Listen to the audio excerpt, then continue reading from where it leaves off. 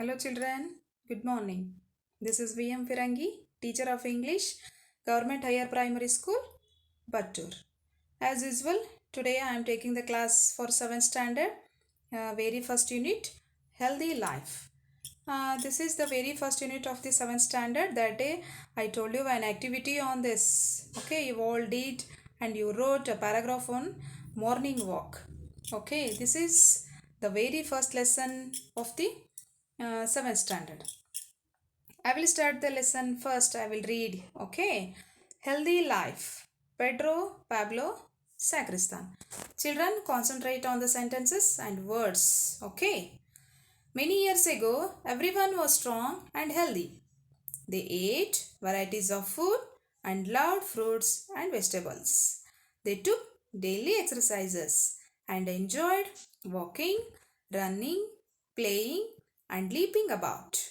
The earth was the healthiest place you could imagine, and it was clear that both adults and children were full of joy and were in good moods. Okay, uh, now I introduce those new words. Those are varieties, vegetables. Yes, next is correct. Exercises, enjoyed, leaping, about, then healthiest, imagine.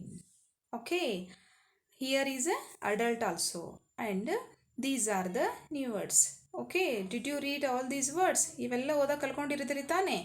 ಈ ಎಲ್ಲ ಶಬ್ದಗಳನ್ನ ಓದಕ್ಕೆ ಬಂದರೆ this paragraph will be easy. ಇದು ಕೂಡ easy ಆಗುತ್ತೆ because ಈ ಎಲ್ಲ ಶಬ್ದಗಳನ್ನ ಹೊರತುಪಡಿಸಿದರೆ ಉಳಿದಂತಹ paragraph that is very easy to you and you may read beautifully. Okay.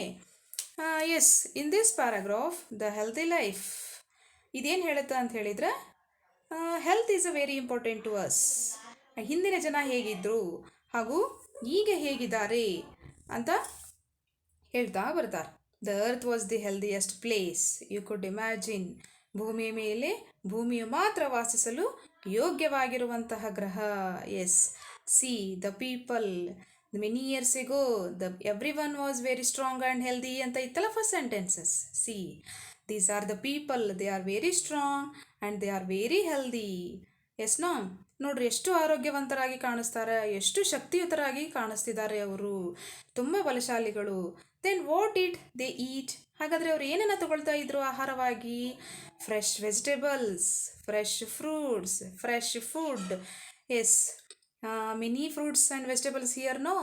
Carrot, brinjal, cabbage, cucumber, and pomegranate, apple, all are mixed here.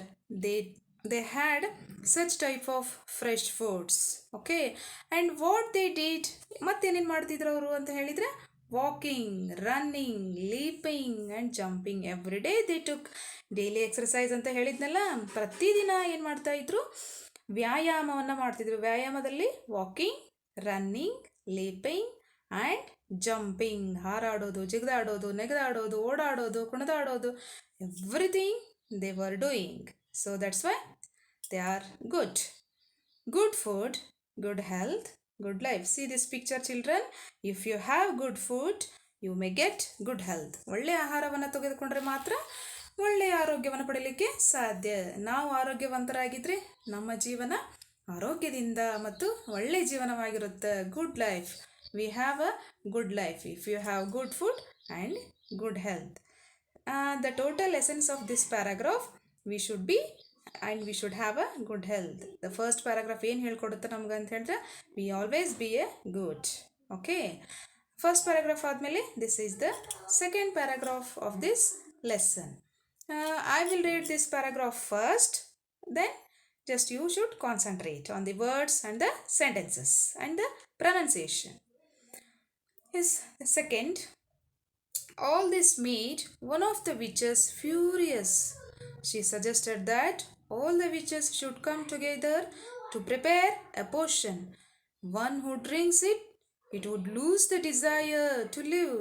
So, that night, all the witches gathered in the forest. See, here also some new words are. ಇವುಗಳನ್ನು ಕೂಡ ನಾನು ಬರ್ಸಿದ್ದೆ. ಯಾವ ಹೇಳ್ರಿ? Yes, these are witches, then furious, then suggested, okay, together and prepare, portion, okay, yes, and desire. Yes, some are very new words, some are little familiar. Okay, witches ಅಂದ್ರೆ ಯಾರು? ಒಬ್ಬ ಮಾಯಾಗಾರ್ತಿ. ನೋಡ್ರಿ, ಮಕ್ಕಳು ಹಾಗೂ ಎಲ್ಲ ವಯಸ್ಕರರು ಆಮೇಲೆ ಎಲ್ಲರೂ ಏನಾಗಿದ್ರು, ಆರೋಗ್ಯವನ್ನು ಪಡೆದುಕೊಂಡು ಒಳ್ಳೆಯ ಆಹಾರವನ್ನು ಪಡೆದುಕೊಂಡು ಸಂತೋಷವಾಗಿ ಜೀವನವನ್ನು ನಡೆಸ್ತಾ ಇರೋ ಹೊತ್ನ್ಯಾಗ all this made one of the witches furious. ಒಬ್ಬ ಮಾಯಾಗಾರ್ತಿಗೆ ಇದನ್ನೆಲ್ಲವನ್ನು ನೋಡಿ ಹೊಟ್ಟೆ ಕಿಚ್ಚಾಯ್ತು, ಸಿಟ್ಟು ಬಂದ್ಬಿಡ್ತು.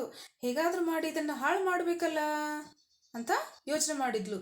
ಶಿ ಸಜೆಸ್ಟ್ ಅಂತ ಹೇಳಿದ್ರೆ ಸಲಹೆಯನ್ನು ಕೊಡ್ತಾಳ, ಸೂಚನೆಯನ್ನು ಕೊಡ್ತಾಳ. ಏನಂತ?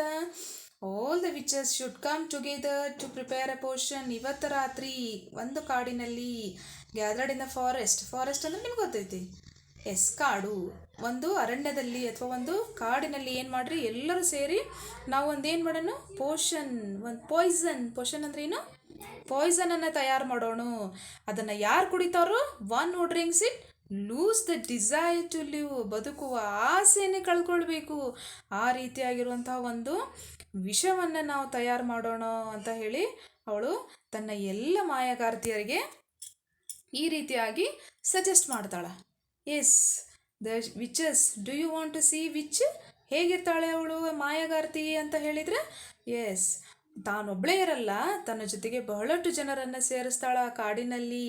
C the witches came, C she is the which. ಎಷ್ಟು ಭಯಂಕರವಾಗಿ ಅದಾಳ ನೋಡ್ರಿ ಅವಳು.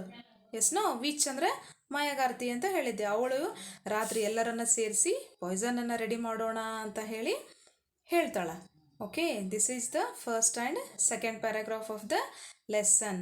The next paragraph will be continued on the next lesson. Okay, next period I will continue the lesson. Until just you should read those two paragraphs well, and you should read all the new words. Okay, children, and this is the homework for you. What is your homework? Yes, do you see? Read the lesson and do practice at your home. Yes, children, I will tell you again, read those two paragraphs. Yes, okay, understood the lesson? I will continue the next. Bye, children.